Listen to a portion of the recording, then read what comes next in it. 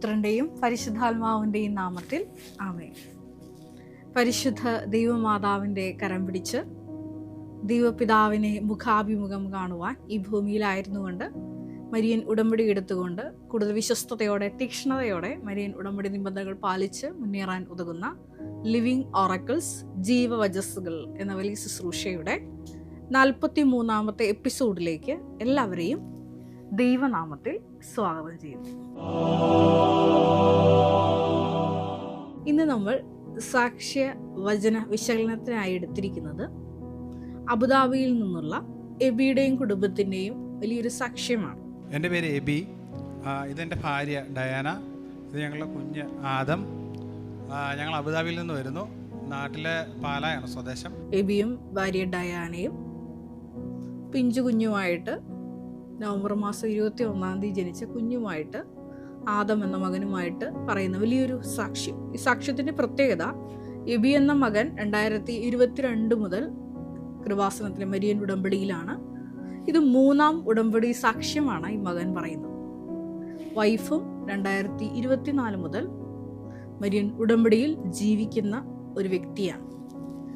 Baruch 5:7 തിരുവചനം അനുസരിച്ച് ദൈവം തൻ്റെ മഹത്വത്തിൻ്റെ ചിറകുകളിൽ സംവഹിച്ച് അബുദാബിയിൽ ജീവിതം കരുപ്പിടിപ്പിച്ച് ദൈവത്തിൻ്റെ മഹത്വത്തിൻ്റെ തണലിൽ വസിക്കുന്ന ഒരു കുടുംബം, അങ്ങനെ പറയാനാണ് ഞാൻ ആഗ്രഹിക്കുന്നത്. അങ്ങനെ ഒരു കുടുംബത്തിൻ്റെ സാക്ഷ്യമാണിത്.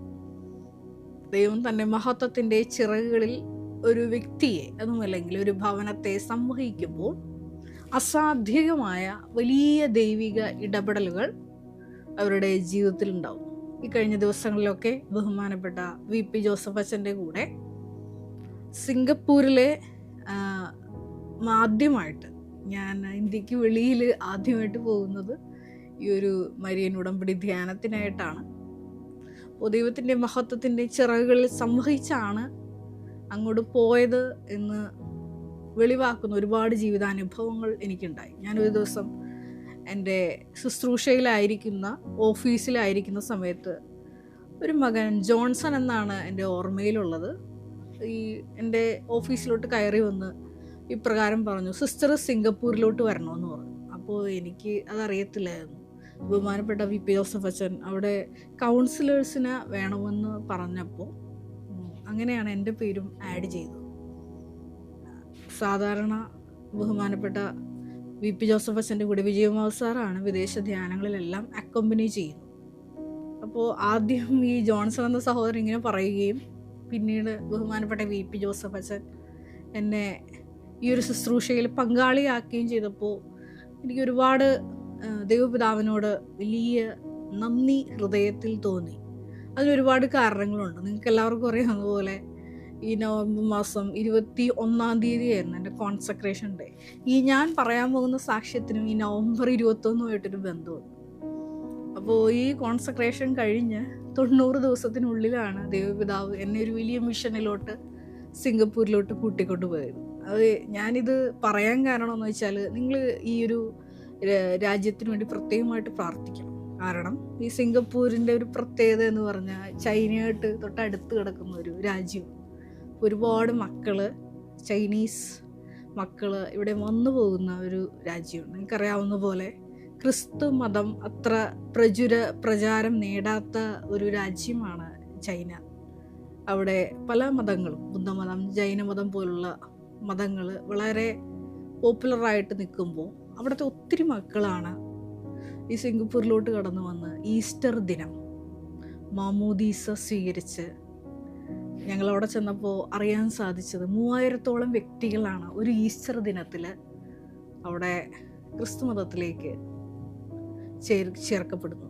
അത് കേട്ടപ്പോൾ ഒരുപാട് സന്തോഷം തോന്നി. ഞാൻ വന്നെത്തേണ്ട ഒരു സ്ഥലമാണ് ഇതെന്ന് എനിക്ക് ദൈവപിതാവ് ബോധ്യപ്പെടുത്തി തന്ന വലിയൊരു സന്തോഷത്തിൻ്റെ നിമിഷമായി. അത് മാത്രമല്ല, ഒരുപാട് അന്ധവിശ്വാസങ്ങൾ, നമ്മൾ ഈ പഴയ നിയമത്തിലൊക്കെ വായിക്കുന്ന ഡ്രാഗൺ, വ്യാളി പോലുള്ള പല അന്ധവിശ്വാസങ്ങളൊക്കെ ഒരുപാട് പ്രാധാന്യം കൊടുത്ത് അതിനുവേണ്ടി പ്രത്യേക ടൈം ഇൻവെസ്റ്റ് ചെയ്ത്, സ്പേസ് ഇൻവെസ്റ്റ് ചെയ്ത് ജീവിതം പാഴാക്കുന്ന ഒരുപാട് അന്ധവിശ്വാസങ്ങളിലൂടെ കടന്നു പോകുന്ന ഒരു ജനത കൂടിയാണ് അവർ.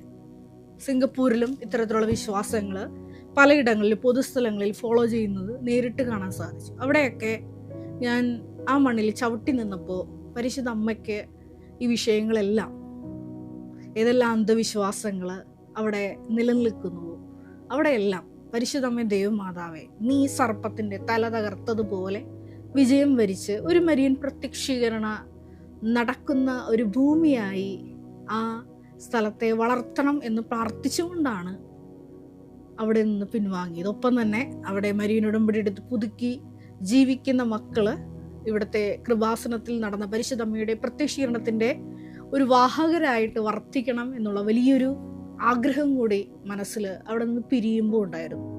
ഞാനിപ്പോൾ പറഞ്ഞു വന്നത്, ഇങ്ങനെ ദൈവത്തിൻ്റെ മഹത്വത്തിൻ്റെ ചിറകിൽ സംവഹിക്കപ്പെട്ട ഈ ഒരു കുടുംബത്തിനുണ്ടായ വലിയൊരു ദൈവിക അനുഭവമാണ്. അവർ അബുദാബിയിലോട്ട് ചേക്കേറുമ്പോൾ മുതൽ പരിശുദ്ധ ദൈവമാതാവിൻ്റെ ആ കരത്തിൻ്റെ തണലിൽ ദൈവത്തിൻ്റെ മഹത്വത്തിൻ്റെ ചിറകിൽ ബാറൂഖ് 5:7 തിരുവചനം അനുസരിച്ച് ദൈവം സംവഹിച്ച് നടത്തിയ ഒരു കുടുംബത്തിൻ്റെ സാക്ഷ്യമാണിത്. ആ മകൻ സാക്ഷ്യം പറഞ്ഞു തുടങ്ങുന്നത് ഇപ്രകാരമാണ്. ഞങ്ങളുടെ വിവാഹശേഷം ഞങ്ങൾ 2024 ഓഗസ്റ്റിലായിരുന്നു ഞങ്ങളുടെ വിവാഹശേഷം ഞങ്ങൾ അബുദാബിയിലേക്ക് ചെന്നു. അബുദാബിയിൽ ഞങ്ങൾ ഒന്നിച്ച് താമസിക്കുന്നതിന് വേണ്ടി ഞങ്ങളൊരു താമസ സ്ഥലം അന്വേഷിച്ചുകൊണ്ടിരുന്നു. ഞങ്ങൾ ആദ്യം ചെന്ന് ഞങ്ങളുടെ ഒരു സുഹൃത്തിൻ്റെ താമസ സ്ഥലത്താണ് താമസിച്ചിരുന്നത്, റൂമിലാണ് താമസിച്ചിരുന്നത്. പിന്നീട് കുടുംബമായിട്ട് ജീവിക്കുമ്പോൾ തീർച്ചയായിട്ടും ഒരു വീട് ആവശ്യമാണ്. ഈ മകൻ ചെയ്തത് ലൈറ്റ് ക്യാൻഡിൽ പ്രയർ ഇട്ട് പ്രാർത്ഥിച്ചു. ഞങ്ങളങ്ങനെ പരിശുദ്ധ അമ്മയുടെ കൃപാസന മാതാവിൻ്റെ ലൈറ്റ് ക്യാൻഡിൽ പ്രയർ റിക്വസ്റ്റിൽ അപേക്ഷിച്ചു. ഞങ്ങൾക്കൊരു അനുയോജ്യമായിട്ട് ഞങ്ങളുടെ ബഡ്ജറ്റിലും അതുപോലെ തന്നെ ഞങ്ങൾക്ക് യോജിക്കുന്നതുമായിട്ടുള്ളൊരു താമസ സ്ഥലം ലഭിക്കുന്നതിന് വേണ്ടി, അതായത് ആ ഒരു ഈ സങ്കീർത്തകൻ പറയുന്നത് പോലെ ആകാശം അങ്ങയുടേതാണ്, ഭൂമി അങ്ങയുടേതാണ്. 89-ാം സങ്കീർത്തനത്തിൽ നമ്മൾ വായിക്കുന്നത് പോലെ നല്ലൊരു വാസസ്ഥലം കുറഞ്ഞ ചിലവിൽ ഈ ലൈറ്റ് ക്യാൻഡിൽ പ്രയർ ഇട്ട് പ്രാർത്ഥിച്ചപ്പോൾ ഈ കുടുംബത്തിന് ആദ്യം കിട്ടി. പിന്നീട് ഒരു കുഞ്ഞ് ഉണ്ടാകാനുള്ള പ്രയത്നത്തിലായിരുന്നു ഇവർ. അപ്പോൾ ഈ മകൾക്ക് PCOD അസുഖമുണ്ട്. പക്ഷേ കൃപാസനത്തിലെ ഉടമ്പടി നേർച്ച വസ്തുക്കളുടെ പ്രയോഗം കൊണ്ട് ഈ മകള് അസാധ്യമെന്ന് നനച്ചിരിക്കുന്ന സമയത്ത് ഗർഭിണിയാകുന്നു. കാരണം ഈ ഓവുലേഷൻ നടക്കുന്ന ഒരു ടൈമിലല്ല ഈ മകള് പ്രഗ്നൻ്റ് ആവുന്നത്. അത് മത്തായി 3:9 തിരുവചനം അനുസരിച്ച് ഈ കല്ലിൽ നിന്ന് അബ്രഹാത്തിന് തന്റെ സന്തതികളെ ജനിപ്പിക്കാൻ കഴിയും, ദൈവത്തിന് കഴിയും എന്നുള്ള ഒരു വചനത്തിൻ്റെ പൂർത്തീകരണം എന്നോണമാണ് അസാധ്യമായിട്ട് ഈ മകള് ഗർഭിണിയാവുന്നത് ഡോക്ടർ തന്നെ പറയുന്നുണ്ട്. പിന്നീട് നമ്മൾ കാണുന്നുണ്ട് 3-ാം മാസത്തെ സ്കാനിങ്ങിൽ ഈ മകളുടെ വയറ്റിലൊരു സിസ്റ്റ് ഉണ്ട് ഗർഭപാത്രത്തിൽ. പക്ഷേ ഡോക്ടറെ കൊണ്ട് ഇവരുടെ അടുത്ത് ദൈവം പറയിപ്പിക്കുന്നില്ല. പക്ഷേ ദൈവം അത്ഭുതം പ്രവർത്തിച്ചു എന്നറിയാൻ വേണ്ടി 5-ാം മാസത്തെ സ്കാനിങ്ങിൽ കഴിഞ്ഞ് ഇവർ പുറത്തിറക്കുന്ന സമയത്ത് ഡോക്ടർ വിളിച്ച് പറയും, ഇല്ല അതിപ്പോൾ കാണാനില്ല എന്ന് പറഞ്ഞു. അപ്പോൾ ഞങ്ങൾക്കത് മനസ്സിലായില്ല എന്താ ഡോക്ടർ ഉദ്ദേശിച്ചതെന്ന്. അപ്പം ഞങ്ങൾ പറഞ്ഞു എന്താ ഡോക്ടർ ഉദ്ദേശിച്ചത് മനസ്സിലായില്ല. അപ്പോൾ ഡോക്ടർ പറഞ്ഞു നിങ്ങളോട് പറഞ്ഞില്ലായിരുന്നോ എന്ന് ചോദിച്ചു. അപ്പോൾ പറഞ്ഞു ഇല്ല. അപ്പോൾ 3-ാം മാസത്തെ സ്കാനിങ്ങിൽ ഇവളുടെ സ്കാനിങ്ങിൽ ഇവളുടെ യൂട്രസിലൊരു സിസ്റ്റ് കൂടി കണ്ടിരുന്നു. പക്ഷേ സിസ്റ്റ് കണ്ട കാര്യം നമ്മളോട് പറഞ്ഞില്ല. 5-ാം മാസത്തെ സ്കാനിങ്ങിൽ ഡോക്ടർ പറഞ്ഞു ആ സിസ്റ്റ് ഇപ്പോൾ കാണുന്നില്ല, അത് അപ്രതീക്ഷിതമായിട്ടുണ്ടെന്ന് പറഞ്ഞു. അപ്പോൾ അത് ദൈവം തൻ്റെ സാന്നിധ്യത്തിൻ്റെ മറവിൽ ഈ മക്കളെ ഒളിപ്പിച്ചതാണ്. ഞാൻ നേരത്തെ പറഞ്ഞതുപോലെ മഹത്വത്തിൻ്റെ ചിറകിൽ സംവഹിക്കുന്ന ഈ മക്കളെ ദൈവം താങ്ങി നിർത്തുന്ന വലിയൊരു സാക്ഷ്യം. പിന്നീട് ഈ മകൾക്ക് ഗെസ്റ്റേഷണൽ ഡയബറ്റിസ്, ഷുഗർ ഉണ്ടാവുന്നു. അവിടെ നിന്നും പരിശുദ്ധ അമ്മ ഈ മകൾക്ക് സംരക്ഷണം കൊടുക്കുന്നു. പിന്നെ ഈ മകൾ പറയുന്നുണ്ട് 40 ആഴ്ച പൂർത്തിയായ ശേഷമാണ് ഈ മകള് ഈ കുഞ്ഞിന് ജന്മം നൽകുന്നത്. അതിൻ്റെ കാരണം ഈ അപ്പൻ തന്നെ ഈ സാക്ഷ്യത്തിൽ വിവരിക്കുന്നുണ്ട്. അപ്പോൾ നോർമൽ ഡെലിവറി എക്സ്പെക്റ്റ് ചെയ്യുന്ന സമയത്ത് ഈ ഡോക്ടർ പറയുന്നുണ്ട് ഇനി താമസിച്ചാൽ പ്രശ്നമാണെന്ന് പറയുമ്പോൾ ഈ മകനൊരു വചനം ലഭിക്കുകയാണ്. യോഹന്നാൻ്റെ സുവിശേഷത്തിലെ കാറ്റ് അതിന് ഇഷ്ടമുള്ളിടത്തേക്ക് വീശുന്നു. അതെ, ആത്മാവിൽ നിന്ന് ജനിക്കുന്നവരും അപ്രകാരമാണ്. അതായത് ഇങ്ങനെ നോർമൽ ഡെലിവറി എക്സ്പെക്റ്റ് ചെയ്യുന്ന സമയത്ത് സിസേറിയന് പോസ്റ്റ് ചെയ്യപ്പെടുമ്പോൾ ദൈവഹിതം ആരായാനാണ് ഈ മകൻ വചനം തുറന്ന് വായിക്കുന്നത്. അപ്പോൾ ഈ വചനമാണ് കിട്ടുന്നത്. അപ്പോൾ അത് ദൈവത്തിന് പൂർണ്ണമായിട്ട് സമർപ്പിച്ച് ഡെലിവറി കഴിയുമ്പോഴാണ് അറിയുന്നത് 4 കിലോയ്ക്ക് മുകളിൽ ഈ കുഞ്ഞുണ്ടായിരുന്നു വെയിറ്റ്. തീർച്ചയായിട്ടും നോർമൽ ഡെലിവറി നടത്തിയിരുന്നെങ്കിൽ അമ്മയ്ക്കോ കുഞ്ഞിനോ ഒരു അപകടമായി മാറിയേനെ. അവിടെയും വലിയ ദൈവിക സംരക്ഷണം. ഞാൻ നേരത്തെ പറഞ്ഞാൽ ബാറൂക്ക് 5:7 തിരുവചനം അനുസരിച്ച് ദൈവത്തിൻ്റെ മഹത്വത്തിൻ്റെ തണലിൽ ഇവർ സുരക്ഷിതരായിട്ട് വീണ്ടും വഹിക്കപ്പെടുകയാണ്. വീണ്ടും ഈ അപ്പം പറയുന്നുണ്ട്, നവംബർ 21, അതായത് പരിശുദ്ധമ്മയുടെ സമർപ്പണ ദിനം തന്നെ ഈ മകൻ ഭൂമിയിലേക്ക് വരണമെന്നുള്ളത് ദൈവപിതാവിൻ്റെ വലിയ നിശ്ചയമായിരുന്നു. അത് പൂർത്തിയാകാനാണ് ഇങ്ങനെയൊക്കെ 40 ആഴ്ച പൂർത്തീകരിച്ച് ഈ മകൻ ഭൂമിയിലേക്ക് വന്നത്. തുടർന്നും പറയുന്നുണ്ട്, നോട്ട് ബൈ മെറിറ്റിൽ ഈ മകൾക്ക് ഡയാനയ്ക്ക് ലൈസൻസ് കിട്ടുന്നു.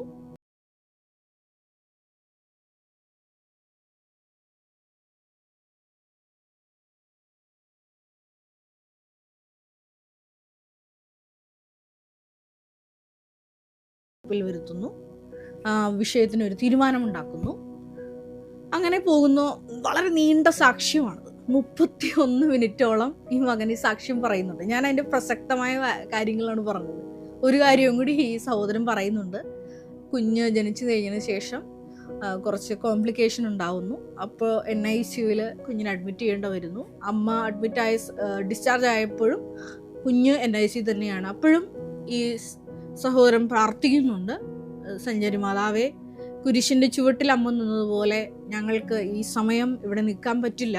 പരിശുദ്ധ അമ്മ തന്നെ നിന്ന് ഈ കുഞ്ഞിൻ്റെ കാര്യമൊക്കെ നോക്കണം എന്ന് പരിശുദ്ധ അമ്മ ആ വിഷയം പരമേൽപ്പിക്കുന്നു. വലിയൊരു ആത്മസ്വാതന്ത്ര്യത്തോടു കൂടിയിട്ടാണ് ഈ മകൻ പരിശുദ്ധ അമ്മയുമായിട്ട് സംഭാഷണത്തിൽ ഏർപ്പെടുകയും തക്ക സമയത്ത് പരിശുദ്ധ അമ്മയുടെ വലിയ ഇടപെടലുകളോട് കൂടിയ വലിയൊരു സാക്ഷ്യം കൂടിയാണ്. നിങ്ങൾക്കത് സാക്ഷ്യം കേൾക്കുമ്പോൾ ഈ സാക്ഷ്യത്തിൻ്റെ കൂടെ പിൻ ചെയ്യുന്നുണ്ട്, ഈ ഒരു എപ്പിസോഡിൻ്റെ കൂടെ നിങ്ങൾക്കത് പൂർണ്ണമായിട്ടും കാണാം. നിങ്ങൾ കേട്ടിരിക്കേണ്ട ഒരു സാക്ഷ്യമാണ്. കാരണം വളരെ സുന്ദരമായിട്ട് അവരുടെ പരസ്പരമുള്ള സ്നേഹവും സഹകരണവും, ഒപ്പം തന്നെ ഒരു ക്രിസ്തീയ ദമ്പതികൾ എപ്രകാരമാണ് ഒരു വിഷയം ജീവിതത്തിൽ വരുമ്പോൾ അത് പ്രാർത്ഥിച്ച് അതിജീവിക്കേണ്ടത്, അത് പരിശുദ്ധ അമ്മയുടെ കരം പിടിച്ച് എങ്ങനെയാണ് അത് ലൈറ്റ് വെയ്റ്റനിങ് സംഭവിച്ച് എല്ലാം ലഘുവാക്കി തീർക്കുന്നു എന്നുള്ള വലിയൊരു സാക്ഷ്യം പറയുന്നുണ്ട്. സാക്ഷ്യം അവസാനിപ്പിക്കുമ്പോൾ ഇവർ പറയുന്നുണ്ട് അവർ ചെയ്യുന്ന കാരുണ്യ പ്രേക്ഷിത പ്രവർത്തനം അതിൻ്റെയൊക്കെ ഒരു ബലത്തിലാണ് പരിശുദ്ധ അമ്മ ഇങ്ങനെ സഞ്ചരിച്ച് ഇവരുടെ കൂടെ വരുന്നത്. കാരണം അവർക്ക് അതിനുള്ള മെറിറ്റ് ഉണ്ട്. വളരെ വിശുദ്ധിയുള്ള ഉൽപ്പത്തി 17:1 തിരുവചനം അനുസരിച്ച്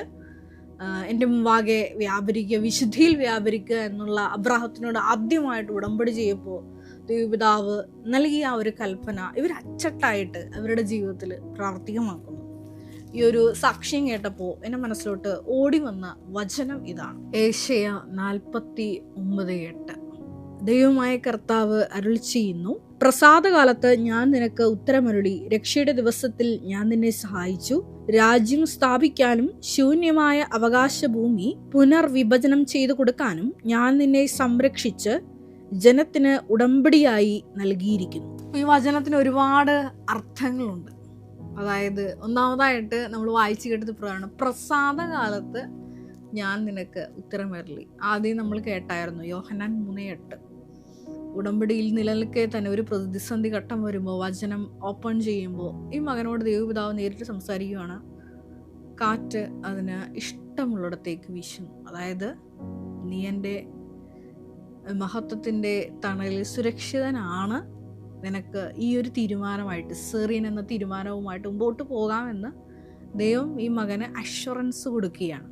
വീണ്ടും വചനത്തിൽ നമ്മൾ ഇപ്രകാരം വായിക്കുന്നു, രക്ഷയുടെ ദിവസത്തിൽ ഞാൻ നിന്നെ സഹായിച്ചു. ജീവിതത്തിൽ ഉടനീളം എന്ന് അബുദാബിയിൽ കാലുകുത്തിയോ, മരിയൻ ഉടമ്പടി വിശ്വസ്തതാപൂർവ്വം പാലിച്ചുകൊണ്ട് മുന്നേറുന്ന ഈ മകൻ എന്ന് അബുദാബിയിൽ കാലുകുത്തിയോ, ആ ആദ്യം വാസസ്ഥലം കിട്ടുന്നു, ജോലി സംബന്ധമായിട്ടുള്ള പ്രതിസന്ധികൾ നീങ്ങുന്നു, ഇവരുടെ ലൈഫ് ദൈവം കരുപ്പിടിപ്പിക്കുന്നു. അങ്ങനെ എല്ലാ മേഖലകളിലും ദൈവം അവർക്ക് ഉത്തരമരുളുകയാണ്. വീണ്ടും നമ്മൾ വായിക്കുന്ന പ്രകാരമാണ്, രാജ്യം സ്ഥാപിക്കാനും ശൂന്യമായ അവകാശഭൂമി പുനർവിഭജനം ചെയ്തു കൊടുക്കാനും ഞാൻ നിന്നെ സംരക്ഷിച്ച് ജനത്തിന് ഉടമ്പടിയായി നൽകിയിരിക്കുന്നു. അതായത് ഈ മകൻ്റെ ജീവിതത്തിൽ നടന്നിട്ടുള്ള ഓരോരോ വിഷയങ്ങളിലൂടെ, ജീവിത വിഷയങ്ങളിലൂടെ വലിയ വലിയ അത്ഭുത അടയാളങ്ങൾ പരിശുദ്ധ അമ്മയുടെ മധ്യസ്ഥതയിൽ നടന്നതിലൂടെ ദൈവരാജ്യത്തിൻ്റെ വലിയൊരു വികസനം, അതുമല്ലെങ്കിൽ പരിശുദ്ധ അമ്മയുടെ മഹത്വ പ്രവൃത്തികളുടെ വലിയൊരു വെളിപ്പെടുത്തലിൻ്റെ പരമ്പരയായി ഈ മകൻ്റെ ജീവിതം മാറുന്നത് വഴി അനേകർക്ക് വലിയ ഉടമ്പടി സാക്ഷ്യമായി ഈ ലോകത്തിലെ ക്രിസ്തു വെളിച്ചമായിട്ട് ഈ മകൻ ഇങ്ങനെ പ്രശോഭിക്കുകയാണ്. ഈ ഒരു സാക്ഷ്യം കേട്ടപ്പോൾ ഞാൻ എൻ്റെ മനസ്സിലോട്ട് വന്ന ഒരു വചനം ഇപ്രകാരമാണ്. അതായത് ഈ മകന് ഈ 49:8 ഒപ്പം തന്നെ ഈ കൃപ വന്ന് നിറയാനുള്ള ആ ഒരു കണ്ടെയ്നർ ഈ മകന് ധാരാളമായിട്ടുണ്ട്. അതായത് വൈഫിനോട് ആഴമായിട്ടുള്ള സ്നേഹമുണ്ട്. ഈ മകൻ പറയുന്നുണ്ട്, വൈറൽ ഫീവർ വന്നു. പൂർണ്ണ ഗർഭിണിയായിരിക്കുന്ന സമയത്താണ് ഈ മകന് വൈറൽ ഫീവർ വരുന്നത്. ആ സമയത്ത് ഈ മകനെ ശുശ്രൂഷിക്കുന്നത് ഈ വൈഫ് തന്നെയാണ്, ഗർഭിണിയായ വൈഫ് തന്നെയാണ്. ആ സമയത്ത് ഇദ്ദേഹം പറയുന്നത് പ്രകാരമാണ്. അതായത് അമ്മയും കുഞ്ഞിനെയും പരിശുദ്ധ അമ്മയുടെ നീലമേലങ്കിയിൽ സംരക്ഷിക്കണമേ എന്ന് പ്രാർത്ഥിച്ചുകൊണ്ട് ഉടമ്പടിയിൽ തന്നെയാണ് ഇവർ മുന്നേറുന്നത്. ഒരു ജലദോഷം പോലും ഈ കടുത്ത വൈറൽ ഫീവറുള്ള ഹസ്ബൻഡിനെ ശുശ്രൂഷിച്ച ഈ ഡയാനയ്ക്ക്, വൈഫിന് വന്നില്ല എന്നുള്ള വലിയൊരു സാക്ഷ്യം കൂടി പറയുന്നുണ്ട്. അതായത് ഇവർ താമസിക്കുന്ന സ്ഥലം, അത് ദൈവം അതിൻ്റെ ആ സംരക്ഷണം മൊത്തത്തിൽ ഏറ്റെടുക്കുകയാണ്. പ്രസാദകാലത്ത് ദൈവം ഇവർക്ക് ഉത്തരമരുളുകയാണ്. ഒരു നിമിഷം നമുക്ക് കണ്ണുകളടയ്ക്കാം. ഈ ഒരു വലിയ സാക്ഷ്യം ശ്രവിക്കുന്നതിലൂടെ ഈശോയെ, ഞങ്ങളായിരിക്കുന്ന ഇടങ്ങളെ, കടന്നുപോയിക്കൊണ്ടിരിക്കുന്ന ഓരോ ജീവിത ദുരിതങ്ങളെ, സമയച്ചുരുക്കത്തിൽ ഞങ്ങളുടെ ജീവിതത്തിൽ നടക്കേണ്ട വിവിധ വിഷയങ്ങളെല്ലാം ഈ ശുശ്രൂഷയോട് ചേർത്ത് സമർപ്പിച്ച് ഞങ്ങൾ പ്രാർത്ഥിക്കുന്നു. ഈശോയെ, കൃപ വന്ന് നിറയാവുന്ന രീതിയിൽ ഞങ്ങളുടെ ജീവിതത്തെ, ഈ മകൻ്റെ ജീവിതം പാകപ്പെടുത്തി ഈ മകനെടുത്തതുപോലെ വിശുദ്ധിയിൽ ജീവിച്ചുകൊണ്ട് ഈശോയെ, ഞങ്ങളുടെ ജീവിത ദുരന്തങ്ങളുടെ കാലത്ത് നിൻ്റെ പ്രസാദം ഞങ്ങളുടെ മേലുണ്ടായി ഞങ്ങളുടെ ജീവിത ദുരിതങ്ങൾക്ക് എത്രയും വേഗം ഒരു അറുതി വരുത്തുവാൻ സ്വർഗത്തിൽ നിന്ന് തന്നെ ഏശയ്യ 49:8 തിരുവചനം അനുസരിച്ച് ഞങ്ങൾക്ക് ഉത്തരം നൽകണമേ എന്ന് പ്രാർത്ഥിക്കുന്നു. അങ്ങനെ ഞങ്ങളായിരിക്കുന്ന ഇടങ്ങൾ ഈശോയെ ശാശ്വതമായി ആ ഭൂമി ഞങ്ങൾക്ക് അവകാശമായി ലഭിക്കുവാനും, അപ്രകാരം ഈശോയെ നിന്നെ മഹത്വപ്പെടുത്തി ഉടമ്പടിയുടെ സാക്ഷ്യമായി ഈ ലോക ജീവിതത്തിൽ പ്രശോഭിക്കുവാനും ഈശോയെ ഈ ശുശ്രൂഷയിലൂടെ ഞങ്ങൾക്ക് അധിക കൃപ ഈ കുടുംബത്തിന് നൽകിയതുപോലെ നൽകണമേ എന്ന് പ്രാർത്ഥിക്കുന്നു. പരിശുദ്ധമേ ദൈവമാതാവേ, ഞങ്ങൾക്ക് എപ്പോഴും കരുതലും കാവലുമായിരിക്കണമേ എന്ന് പ്രാർത്ഥിക്കുന്നു. കർത്താവായ ക്രിസ്തു വഴി ഞങ്ങൾ സമർപ്പിക്കുന്ന പ്രാർത്ഥന കേട്ടുകൊള്ളണമേ. Ave Maria. പ്രത്യക്ഷീകരണ സന്നിധാനത്തിൽ ബഹുമാനപ്പെട്ട VP ജോസഫ് അച്ഛനോടൊപ്പം സമർപ്പിതരായി ശുശ്രൂഷ ചെയ്യാൻ ആഗ്രഹിക്കുന്ന സഹോദരങ്ങൾ, ഏറെ പ്രത്യേകമായിട്ട് +2 ഡിഗ്രി പാസ്സായ മക്കളുണ്ടെങ്കിൽ തീർച്ചയായിട്ടും താഴെ കാണുന്ന ഇമെയിൽ അഡ്രസ്സിൽ കോൺടാക്റ്റ് ചെയ്യുക. നിങ്ങളുടെ CV അയയ്ക്കുക. തീർച്ചയായിട്ടും പരിശുദ്ധ അമ്മയുടെ പ്രത്യക്ഷീകരണത്തിന് സാക്ഷികളായി ജീവിക്കുവാൻ നിങ്ങൾക്കൊരു ആന്തരിക ബോധ്യം, അതുമല്ലെങ്കിൽ ദൈവപിതാവ് നിങ്ങളെ വിളിക്കുന്നു എന്ന് നിങ്ങൾക്ക് ബോധ്യപ്പെടുന്നുണ്ടെങ്കിൽ തീർച്ചയായിട്ടും ഞങ്ങളെ കോൺടാക്റ്റ് ചെയ്യുക. എല്ലാവരെയും ദൈവം അനുഗ്രഹിക്കട്ടെ.